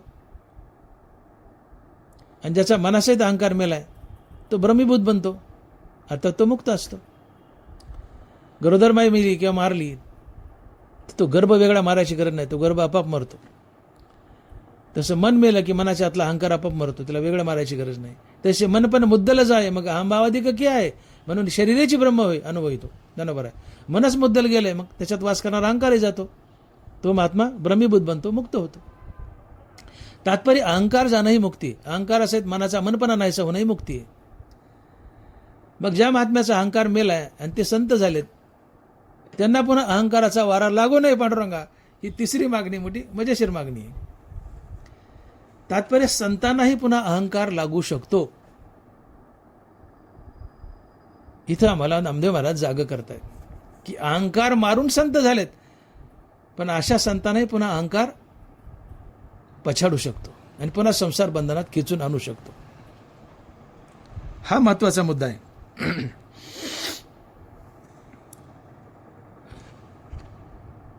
ते राजा जनक आणि शुकदेव यांच्या कथेमध्ये असा विषय येतो की शुकदेव राजा जनकाला भेटायला गेले. दारात जाऊन उभे राहिले. तिथं वॉचमन होता, द्वारपाल. त्यांनी विचारलं आपण कोणतं? म्हणले मी शुकदेव. शुकदेव म्हणले का? म्हणले मला महाराजांना राजेसाहेबाला भेटायचं. राजा जनक जीवनमुक्त. म्हणले मला महाराजांना जनक राजाला भेटायचे. म्हणले कोण आले म्हणून सांगू? तर शुकाचार्य म्हणले जा शुकाचार्य आलेत म्हणून सांग. द्वारपाल गेला. म्हणले राजेसाहेब शुकाचार्य आलेत आणि तुमच्या भेटीची याचना करत आहेत.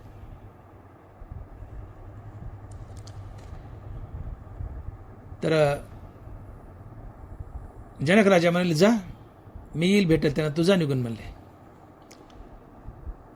तो आला द्वारपाल आणि शुकाचार्याने विचारलं काय झालं? ते म्हणले येतोय म्हणले थोड्या वेळ. तास 2 तास 3 तास 4 तास झाले. दिवस मावळ्याची वेळ आली. जनक राजा काय येणार. शुकाचार्य म्हणतात जा रे पुन्हा निरोप दे. म्हणले आता काय सांगू? म्हणले जा नुसतं शुक आलाय म्हण. गेला वाचपाल. म्हणले कोण आलाय? म्हणले शुक आलाय. म्हणजे थांब म्हणा मी येतो म्हणा थोड्या वेळात. अर्धी रात्र झाली तरी जनक राजा येणार. पुन्हा त्या द्वारपालाला विचारलं काय झालं? नाही म्हणले येतोच म्हणतात. म्हणले पुन्हा जा. म्हणले काय सांगू? म्हणले आता जा नुसतं सांग मी आलोय म्हणून. गेले. म्हणले कोण काय? ते म्हणले मी आलोय. थांब म्हणले मी सांगतो. येईल म्हणून सांग जा म्हणले. दिवस उगवला दुसरा. शुक परेशान. दुसऱ्या दिवशी सकाळी राजा जनक स्वतः आले दारावर उभा राहिले आणि उपदेश केला. कुणाला? शुकाचार्याला.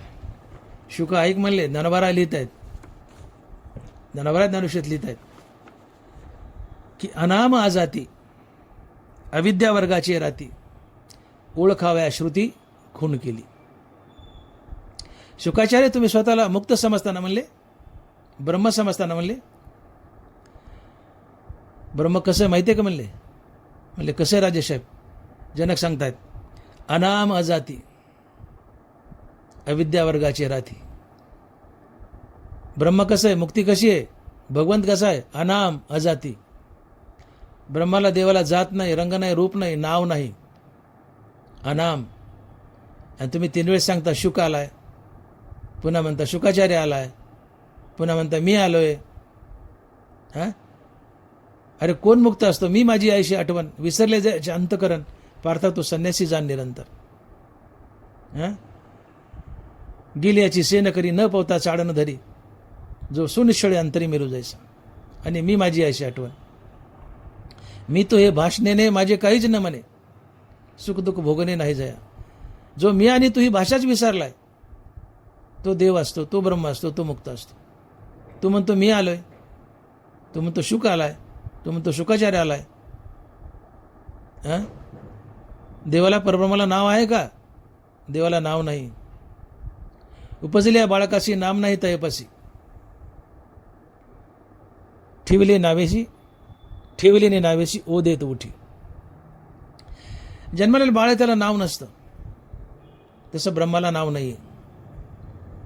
मग मायबाप त्या बाळाचं नाव ठेवतात, तसं देवाचं आम्ही नावं ठेवलेत.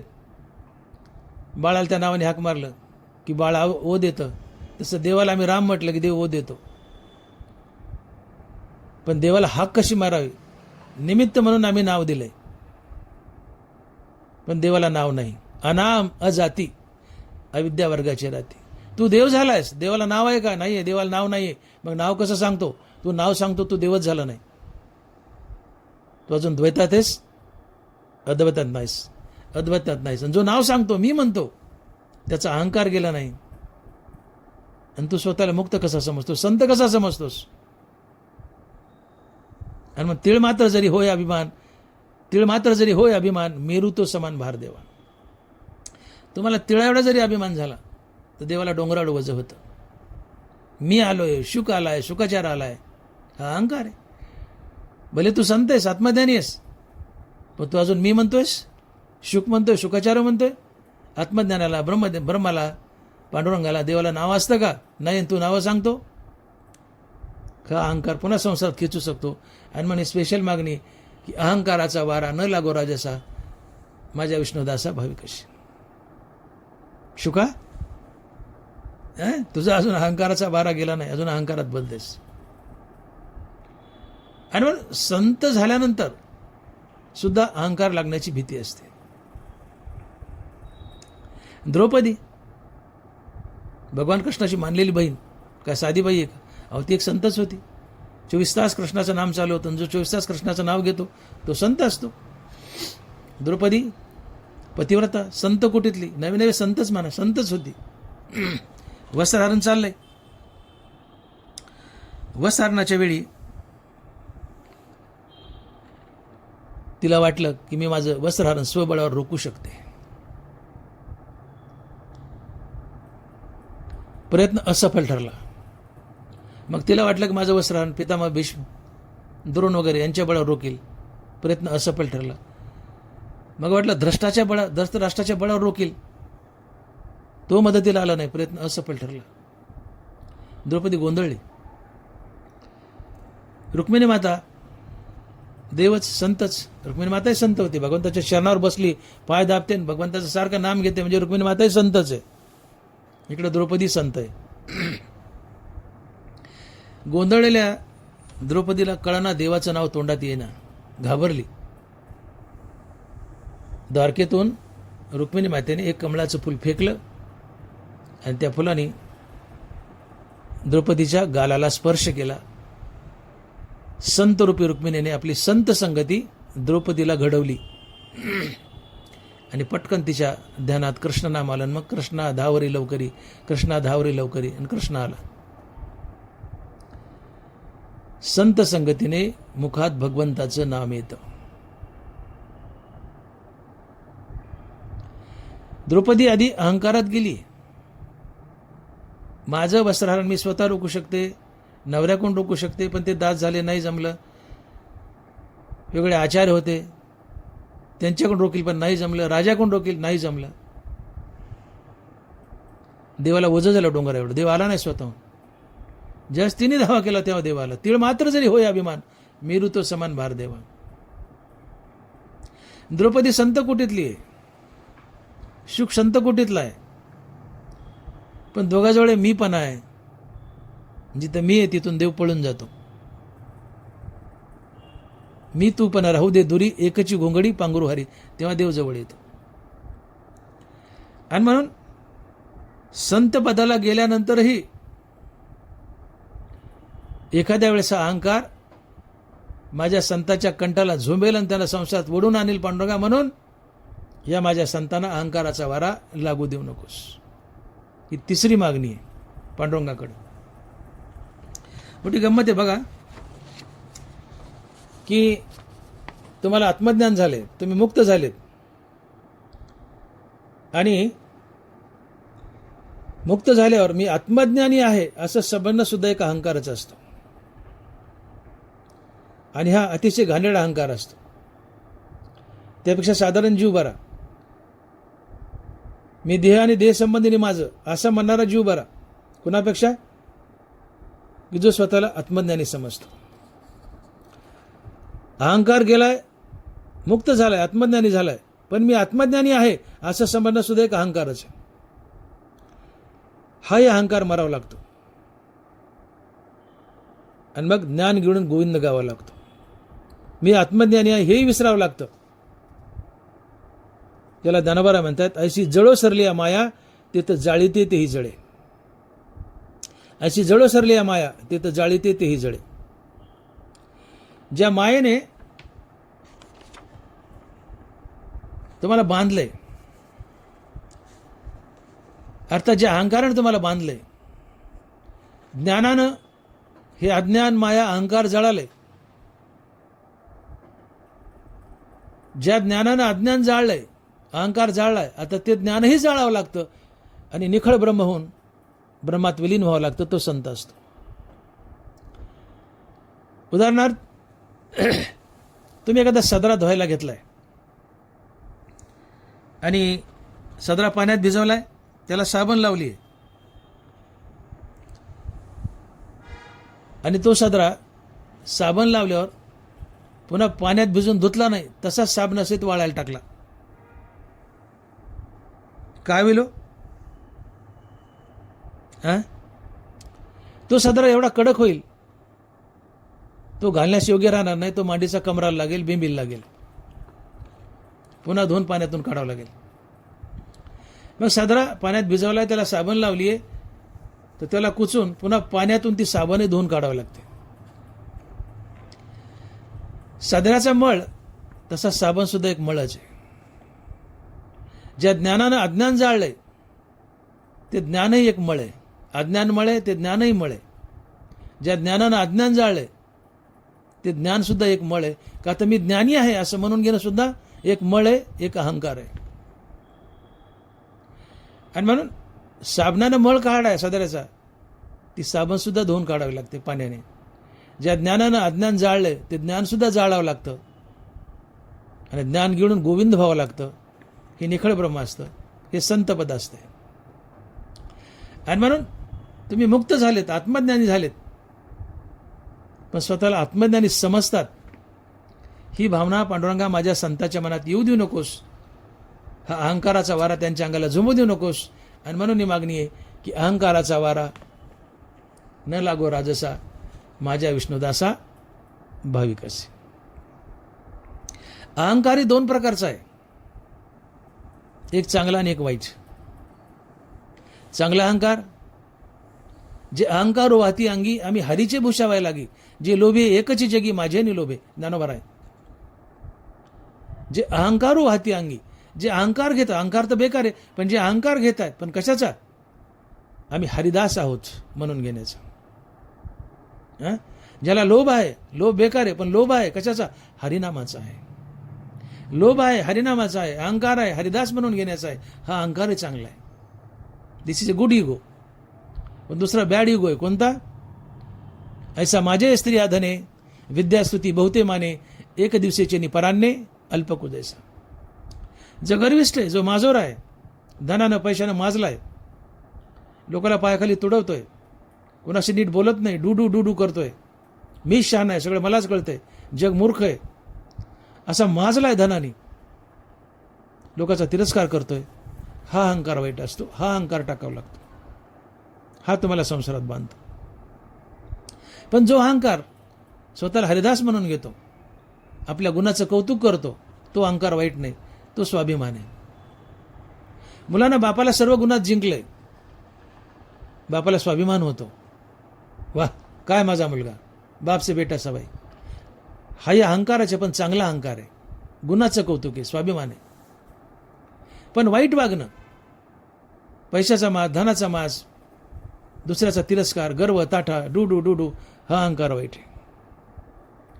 आणि हा अहंकाराचा वारा माझ्या संतांना लागू नये. पण पांडुरंगा, अहंकाराचा वारा न लागो राजसा, माझ्या विष्णुदासा भाविकशी. ही काळजी घे बाबा. कारण संत कसे असतात? अखंड अगर्वता होणे असती, जया विनय ह्याची संपत्ती, जय जय मंत्रे अर्पिती माझ्याच ठाई. अखंड अगर्वता होऊन असते. कैवल्याचा अधिकारी मोक्षाची सोडी बांधी करी, की जळाचे परी तळवट उगे. संत कसा असतो? अधिकार काय? तर मोक्षाचं गाठोडं सोडतो आणि जगाला, योग्य माणसाला मुक्त हस्तानं मोक्ष वाटतो. अधिकार काय? तर मोक्षाची सोडी बांधी करी. अधिकार काय? तर मोक्षाची सोडी बांधी करी. एवढा मोठा अधिकार. नम्रता, की जळाचे परी तळवट उगे.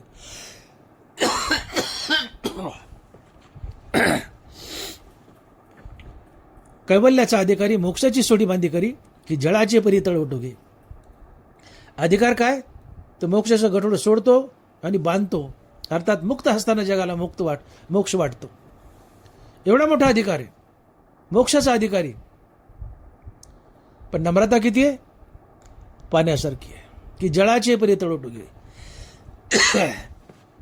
संत एवढे मोठे अधिकारी आहेत की जे मोक्ष वाटतात, पण ते संत नम्र किती आहेत?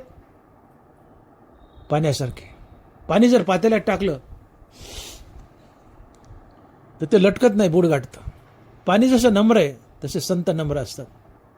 अखंड अगर्वता होणे असते. आणि हा संताचा दागिना असतो. जया ते विनय ह्याची संपत्ती. विनय, नम्रता ही संतांची संपत्ती आहे. का फळल्या तरुची शाखा सहजे भूमीशी उतरे देखा, तसे जीव मात्र आशिका खालावती ते. फळानं गच्च भरलेली फांदी जमिनीकडे झुकते, जमिनीला प्रणाम करते, तसा संत झुकतो, वागतो, प्रत्येक प्राणी मात्रापुढे झुकतो, वागतो. याला म्हणायचं अखंड अगर्वता होणे असते. आणि ही अगर्वता, ही विनय, ही नम्रता संतांची संपत्ती असते. संत शोभतो तो निरहंकारपणानं. संताच्या ठिकाणी अहंकार अजिबात नसतो. पण तरी भगवंता, हे पांडुरंगा, हुकून चुकून माझ्या संताला अहंकाराचा वारा लागू देऊ नकोस. आणि म्हणून नामदेव महाराज म्हणतात की अहंकाराचा वारा न लागोरा जसा माझ्या विष्णुदासा भाविकासी. आणि मग हे पांडुरंगा, असे जे संत ज्या कुळात जन्माला आलेत आणि त्यांच्या जन्मामुळं त्या कुळाला अकल्प आयुष्य लाभतं, अशा संतांचं कल्याण होऊ दे. आणि म्हणून नामामने तया असावे कल्याण, ज्यामुखी निधान पांडुरंग. नामामने तया असावे कल्याण, ज्यामुखी निधान पांडुरंग. हे पांडुरंगा, जे माझे संत ज्यांच्या मुखात निरंतर नाम आहे, ज्यामुखी निधान पांडुरंग. पांडुरंगाचं नाम हे निधान आहे, ठेवाय संपत्ती आहे, खरी संपत्ती आहे. शरीर आटे, संपत्ती आटे, नाम न आटे ते बरवे. जगातील प्रत्येक वस्तू आटते, नाश पावते. या जगातील प्रत्येक वस्तू नाशवंत आहे. एक देव आणि देवाचं नाव सोडलं तर. Nothing is permanent accept Sant and भगवंत. Nothing is permanent accept Sant and भगवंत. या जगात, या विश्वात देव, देवाचं नाव आणि संत या तीन गोष्टी सोडल्या तर सगळं सगळं सगळं नाशवंत आहे. आणि म्हणून पांडुरंगाच्या नावाला निधान म्हटले. निधान म्हणजे खरा ठेवा, अविनाशी ठेवा, ज्यामुखी निधान पांडुरंग. हे पांडुरंगा, ज्याच्या मुखात तुझं अखंड नाम आहे त्याचं कल्याण कर. आता कल्याण म्हणजे काय?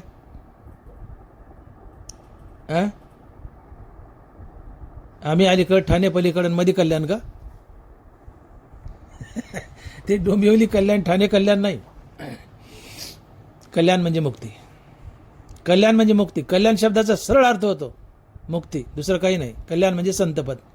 आता आम्ही भाषणात, त्याच्यात मोर्चा, संपात अनेकदा आम्ही ऐकतो, आमच्या लेकराचं कल्याण व्हायला तर का म्हणून आडवे आले, आमच्या लेकराचं कल्याण व्हायले, हो द्या ना. ठीक आहे, लौकिकात इथपर्यंत ठीक आहे, पैसा आतला पद मिळणं, याला आपण लौकिक भाषेत कल्याण म्हणतो. पण हे कल्याण नसते. हे कल्याण नसते. कल्याण शब्दाचा खरा अर्थ होतो मुक्ती, संतपद. मग हे पांडुरंगा, ज्या संताच्या मुखात निरंतर तुझं नाम आहे, अशा संतांना मुक्ती दे, संत बनव, म्हणजे त्यांचं कल्याण कर. हनुमान महाराज लिहित आहेत की नामामने तया असावे कल्याण, ज्यामुखी निधान पांडुरंग. विठोबाय रखुमाई, जय जय विठोबाय रखुमाई, विठोबाय रखुमाई, जय जय विठोबाय रखुमाई, जय जय विठोबाय रखुमाई. शेवटच्या चरणात महाराज म्हणतात की बाबा पांडुरंगा, ज्या संताच्या मुखात तुझा अखंड नाम आहे त्यांचं कल्याण कर. आता त्यांना मुक्ती दे, त्यांना संत बनव. तात्पर्य, ज्याच्या मुखात अखंड नाम आहे तो पांडुरंगाच्या कृपेने संत बनतोच. नामामने तया असावे कल्याण, हे पांडुरंगा त्याला मुक्ती देच. कुणाला? ज्यामुखी निधान पांडुरंग. ज्याच्या मुखात निरंतर तुझं नाव आहे पांडुरंगा, त्याला तू मुक्ती देच, आणि तो देतोच. तो देतोच.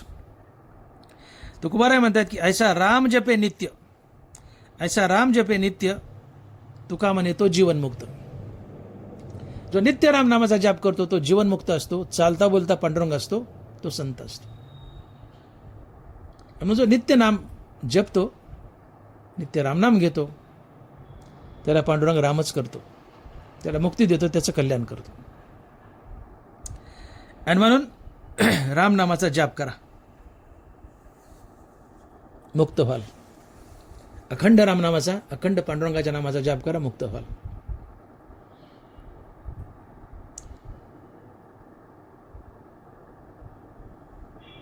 पांडुरंगा, पहिल्या चरणात नामदेव महाराज म्हणतायत, पांडुरंगा, ज्या कुळात एखादा हरिदास अर्थात संत जन्माला येतो त्या कुळाला अकल्प आयुष्य लाभू दे. अशा संताला कल्पनेची बाधा होऊ देऊ नको. अशा संताला अहंकाराचा वारा लागू देऊ नको. आणि असे संत तुझं निरंतर नाम घेत आहेत म्हणून त्यांचं कल्याण कर, अर्थात त्यांना मुक्ती दे. आणि म्हणून आपणही पांडुरंगाचं नाम निरंतर मुखात धारण करावं. अभंगाच्या 4 चरणात मागितलेली सगळी फायदे तुम्हालाही प्राप्त होतील. तुमचं कल्याण होईल, तुम्ही मुक्त होताल. ज्ञानेश्वर माऊली, ज्ञानराज माऊली तुकाराम. ज्ञानेश्वर माऊली, ज्ञानराज माऊली तुकाराम. 1-2 मिनिटात अभंगाचा सारांश. अकल्प आयुष्य व्हावे तया कुळा, माझी सकळा हरीच्या दासा. कल्पनेची बाधा न हो कोणे काळी, ही संत मंडळी सुखी असो. अहंकाराचा वारा न लागो राजसा, माझ्या विष्णुदासा भाविकाशी. नामामने तया असावे कल्याण, ज्यामुखी निधान पांडुरंग. मी बोललो सुरुवातीला की प्रत्येक मनुष्य जगतो ते अवलादीसाठी. मी मराव पण माझ्या मुलाबाळाला आयुष्य मिळावं, ही प्रत्येक बापाची तकतक असते, तगमग असते. मग तुम्ही काय तगमग करतायत, काय काळजी करतायत की माझा मुलगा नातू पंतू जगावा, त्याला आयुष्य लाभावं. नातू पंतू, मुलगा नातू पंतू जगले, पुढच्या पिढ्याही जगल्या, त्यांना आयुष्य लाभलं म्हणजे पर्यायानं कोणाला आयुष्य लाभलं? तुमच्या कुळालाच आयुष्य लाभलं. मग या कुळाला आयुष्य तेव्हाच लाभेल, तुमच्या मुलाबाळांना पुढच्या पिढ्यांना आयुष्य तेव्हाच लाभेल की जेव्हा तुमच्या कुळात एखादा संत जन्माला येईल. आणि जर तुमच्या कुळात संत जन्माला आला नाही तर तुमचं कुळ भविष्यात कधी ना कधी बुडेल, तुमच्या पिढ्यांचं खंडन होईल. आणि मग आपल्या मुलाबाळाला, नातुंडाला, पतरुंडाला पुढच्या पिढ्यांना आयुष्य लाभावं, ही जी तुमची तकतक आहे ही सफल व्हावं असं वाटतं असेल तर तुमच्या कुळात एखादा तरी संत जन्माला यावा लागतो. आणि आत्मज्ञानी संत नसू द्या, नित्य नामधारक हा सुद्धा एक संताचे छोटा मोठा. म्हणून तुम्ही नित्य नामधारक बना. तुमच्या मुलांनाही, नातवालाही, पतरुंडालाही नित्य नामधारक बना. तुमच्या कुळात असा नामधारक संत जन्माला येतो नामाच्या रूपात, आणि असा नामधारक, नित्य नामधारक संत जन्माला आला की तुमच्या कुळाला अकल्प आयुष्य लाभतं. आणि म्हणून मुलाबाळाला, नातुंडा पतरुंडाला आयुष्य लाभावं, कुळ वाढावं असं वाटत असेल तर तुम्ही नामधारक बना, भक्तीकडे या. तुम्ही भक्तीकडे आले नाही, नाम घेतलं नाही तर भविष्यात कधी ना कधी कुळ बुडेल. तुम्ही किती काळजी करा, किती दवाखाने करा मुलाबाळासाठी, कुळ बुडेल. कुळात जर एखादा संत जन्माला आला नाही तर कुळ अर्थात मुलाबाळ तेव्हाच त्यांचं आयुष्य वाढेल की जेव्हा तुमच्या कुळात एखादा नामधारक संत जन्माला येईल. आणि म्हणून आपलं कुळ बुडू नये, मुलाबाळांना आयुष्य लाभावं अर्थात कुळ बुडू नये यासाठी भक्ती त्या आणि अखंड नाम जपा. आणि पांडुरंगा, जे तुझं अखंड नाम जपतायत तो संत असतो. ज्या कुळात संत जन्माला आलाय त्याच्या मुलाबाळाला अर्थात त्या कुळाला अकल्प आयुष्य लाभू दे, अर्थात एक कल्पापर्यंत आयुष्य दे. आणि असे जे नित्य नामधारक संत आहेत त्यांना कल्पनेची बाधा होऊ देऊ नकोस, अहंकाराचा वारा लागू देऊ नकोस. आणि असे नित्य नामधारक संत त्यांना मुक्ती देऊन त्यांचं कल्याण कर, त्यांना संत बनव. आणि म्हणून अकल्प आयुष्य व्हावे त्या कुळा, माझी सकळा हरीच्या दासा. जय विठ्ठल, जय जय विठ्ठल. बोली लिले कुरे वेडी वाकुडी उत्तरे, करा क्षमा अपराध महाराज तुम्ही सिद्ध, नाही विचारिला अधिकार मी आपुला. करा क्षमा अपराध महाराज तुम्ही सिद्ध. ज्ञानदेव तुकाराम, ज्ञानदेव तुकाराम, तुकाराम तुकाराम तुकाराम तुकाराम तुकाराम. पुंडलिक वरदे हरी विठ्ठल. श्री ज्ञानदेव तुकाराम. गोपाल कृष्ण भगवान की जय. माऊली ज्ञानेश्वर महाराज की जय. जगद्गुरु तुकाराम महाराज की जय. विठ्ठल विठ्ठल विठ्ठल विठ्ठल विठ्ठल विठ्ठल.